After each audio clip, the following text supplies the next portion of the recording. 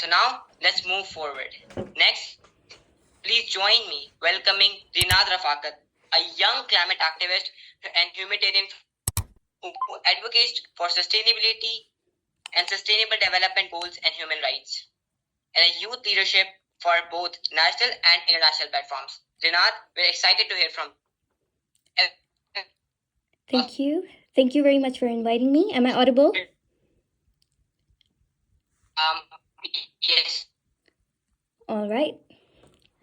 So, hey there, everybody. And first of all, I would like to thank the GYSS team and their organizing committee for inviting me to this one of a kind and this unique and this innovative platform. And I think it's really important that there should be a place like this, even if it is an online meeting, not in person, where all young individuals that have the same idea, that share the same ideas, and they come together and share those ideas with one another, and they work towards creating a sustainable planet. So yes, I would start by introducing myself. So I am Reenad Rafaqat, and I am 15 years old. I'm currently in grade 10.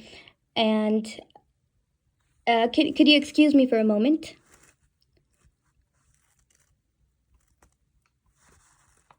For sure. Take your time. All right.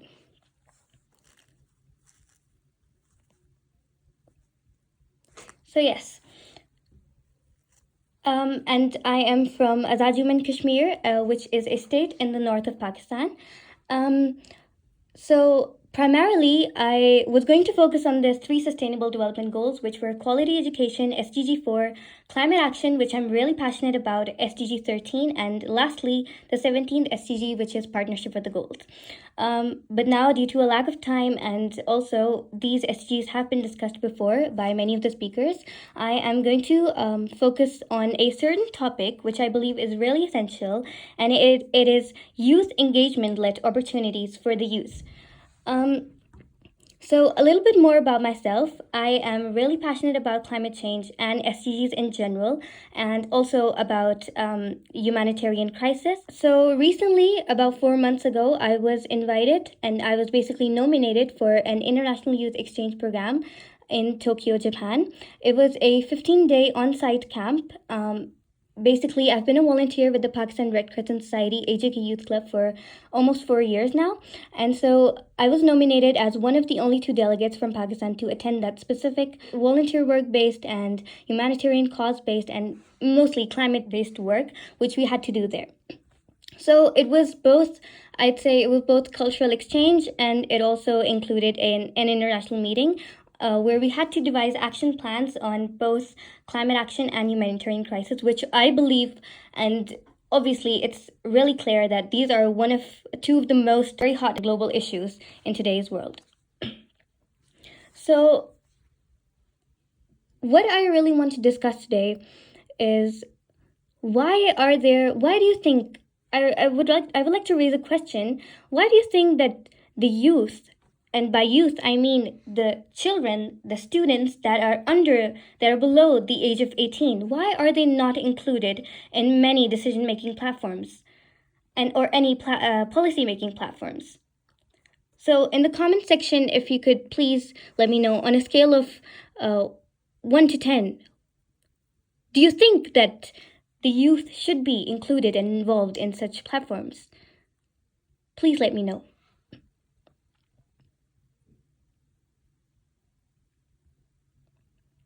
Okay, 10.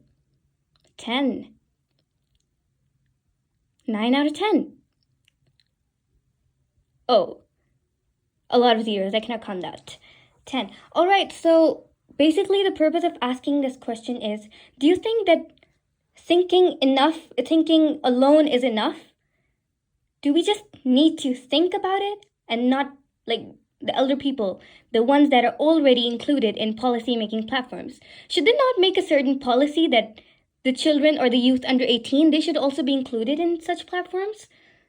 Because I believe that the youth has potential. They have the skills. They have the 21st century skills, or even if they don't have them, they can obtain them. It's not hard. But why are our ideas not taken into consideration? Why are the action plans that we're creating, the ideas that we have in our minds, and the solutions that we come up with, why are they never considered? And most of the ideas that are not considered, they may be the ones that, can change the world. They may be the best solutions, that even the ones that are sitting in higher positions, the higher ups, even that they cannot come up with such ideas, because we are the youth, we are the generations that are living through these global problems. We are facing climate related problems. We are the ones that are facing all the other problems that the Sustainable Development Goals have been created to solve. So why are our voices not being heard? So about Azad Jammu and Kashmir, where I come from, I would like to tell and specify a bit more about Azad Jammu and Kashmir, which is a state in the north of Pakistan. So it's basically an underrepresented region, not really represented in many opportunities in global platforms, and even, I would like to mention, not even in national platforms, not even at Pakistan level. Many organizations do not still create opportunities that include the youth and the citizens of Azad Jammu and Kashmir. I would also like to mention here that the population of Azad Jammu and Kashmir is almost 4.4 million, according to the recent census. And also, a really interesting fact that I'd like to state here is that how many of you know that the literacy rate of Azad Jammu and Kashmir is 92%? And do you know that it's even higher than the average of Pakistan? So the reason of mentioning this is that we, the youth, we have the literacy, we have the quality education, we have the resources, we have the awareness.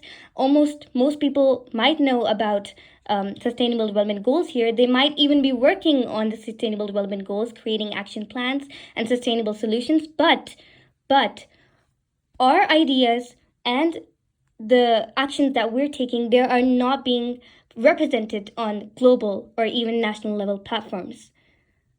So yes, about a bit more about what action plans I've created and what solutions I've come up with as a student and as a responsible citizen, is that I recently came up with an idea to make, at school, basically, I came up with an idea of making our school a green campus.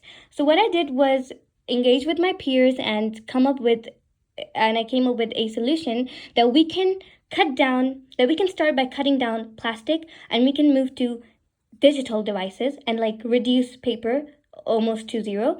Nextly, we did normal action plans that I believe that they can make a huge impact, like kitchen gardening, rainwater harvesting, and we came up with another unique idea because I've been to Japan and I noticed that the people there. Yes, I'm wrapping up. I'll just take 3 more minutes. And I noticed that how the people there are so responsible.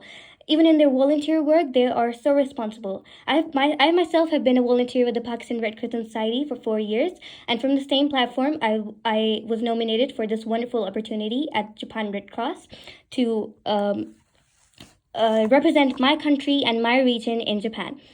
So the action plans that I created there, I implemented them in my own society, and I believe that we can create a difference. We can make a change together. The only thing that we really need in today's era are the 21st century skills, and secondly, the one that I believe is most important is behavioral change. We all need a change in our behaviors, so we can act responsibly and we can contribute towards the Sustainable Development Goals. So that's it for my side. And once again, wonderful opportunity. I am so glad that I came up, I showed up, and to all those who invited me, I'm so thankful to them as well that they invited me here. Thank you.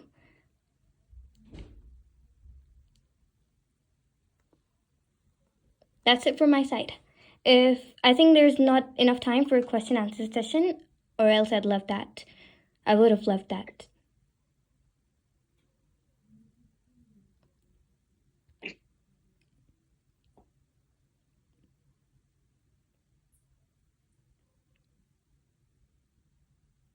Yes. Thank you so much, Reenad, for such a passionate and inspiring message. And your dedication to climate action through human rights and leadership continues to motivate It's my other pleasure. change makers in this summit. Yeah. We're honored to have you. Thank you so much.